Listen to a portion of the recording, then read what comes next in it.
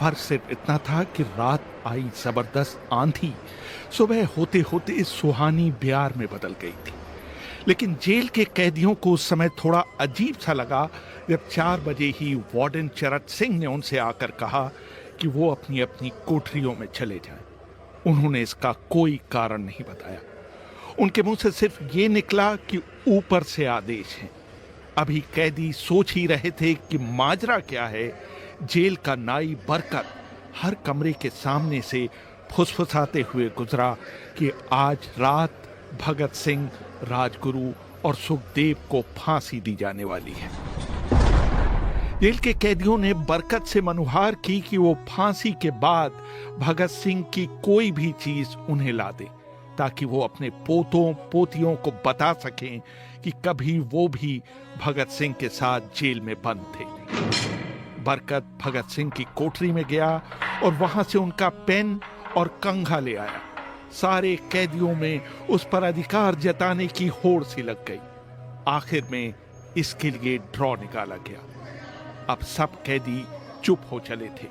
उनकी निगाहें उनकी कोठरी के सामने होकर जाने वाले रास्ते पर लगी हुई थी। भगत सिंह और उनके साथी फांसी पर लटकाए जाने के लिए उसी रास्ते से गुजरने वाले थे। एक बार पहले जब भगत सिंह उसी रास्ते से ले जाए जा रहे थे तो पंजाब कांग्रेस के नेता भीमसेन सच्चर ने ऊंची आवाज कर उनसे पूछा था, आप और आपके साथियों ने लाहौर षड्यंत्र केस में अपना बचाव क्यों नहीं किया? भगत सिंह का जवाब था, इनकलाबियों को मरना ही होता है, क्योंकि उनके मरने से ही उनका अभियान मजबूत होता है, अदालत में अपील से नहीं। वार्डन चरत सिंह भगत सिंह के खैर ख्वाह थे और अपनी तरफ से जो कुछ बन पड़ता था उनके लिए करते थे। उनकी वजह से ही लाहौर की द्वारकादास लाइब्रेरी से भगत सिंह के लिए किताबें निकालकर जेल के अंदर आ पाती थी। भगत सिंह पर खासा काम करने वाले चमन लाल अपनी किताब भगत सिंह डॉक्यूमेंट्स में लिखते हैं, भगत सिंह को किताबें पढ़ने का इतना शौक था कि एक बार उन्होंने अपने स्कूल के साथी जयदेव गुप्ता को लिखा था कि वो उनके लिए कार्ल लीबनेक की मिलिटरिज्म, लेनिन की लेफ्ट विंग कम्युनिज्म और अपटन सिनक्लेयर का उपन्यास द स्पाई कुलबीर के जरिए भिजवा दे। भगत सिंह जेल की कठिन जिंदगी के आदी हो चले थे। उनकी कोठरी नंबर 14 का फर्श पक्का नहीं था, उस पर घास उगी हुई थी। कोठरी में बस इतनी सी जगह थी कि उनका 5 फीट 10 इंच का शरीर बमुश्किल उसमें समा पाए। भगत सिंह को फांसी दिए जाने से 2 घंटे पहले उनके वकील प्राणनाथ मेहता उनसे मिलने पहुंचे थे। मेहता ने बाद में लिखा था कि भगत सिंह अपनी छोटी सी कोठरी में पिंजड़े में बंद शेर की तरह चक्कर लगा रहे थे। उन्होंने मुस्कुराकर मेहता का स्वागत किया और पूछा कि आप मेरी किताब रिवॉल्यूशनरी लेनिन लाए या नहीं। जब मेहता ने उन्हें किताब दी तो वो उसे उन्हीं के सामने पढ़ने लगे, मानो उनके पास अब ज्यादा समय न बचा हो। मेहता ने उनसे पूछा कि क्या आप देश को कोई संदेश देना चाहेंगे? भगत सिंह ने किताब से मुंह हटाए बगैर कहा, सिर्फ 2 संदेश, साम्राज्यवाद मुर्दाबाद और इनकलाब जिंदाबाद। इसके बाद भगत सिंह ने मेहता से कहा कि वो पंडित नेहरू और सुभाष बोस को मेरा धन्यवाद पहुंचा दें, जिन्होंने मेरे केस में गहरी रुचि ली थी। भगत सिंह के साथ ही रहे शिव वर्मा अपनी किताब रेमिनिसेंसेस ऑफ फिलो रिवॉल्यूशनरीज में लिखते हैं,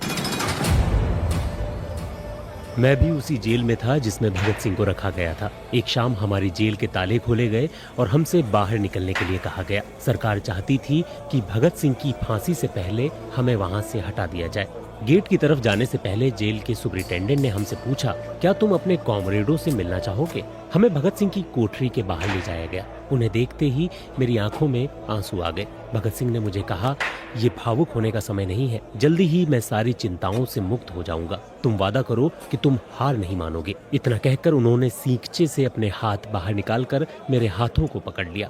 जैसे ही जेल सुपरिटेंडेंट ने ये दृश्य देखा, उसने चिल्लाकर आदेश दिया, मार्च। ये मेरी भगत सिंह से आखिरी मुलाकात थी। भगत सिंह से मिलने के बाद मेहता राजगुरु से मिलने उनकी कोठरी पहुंचे।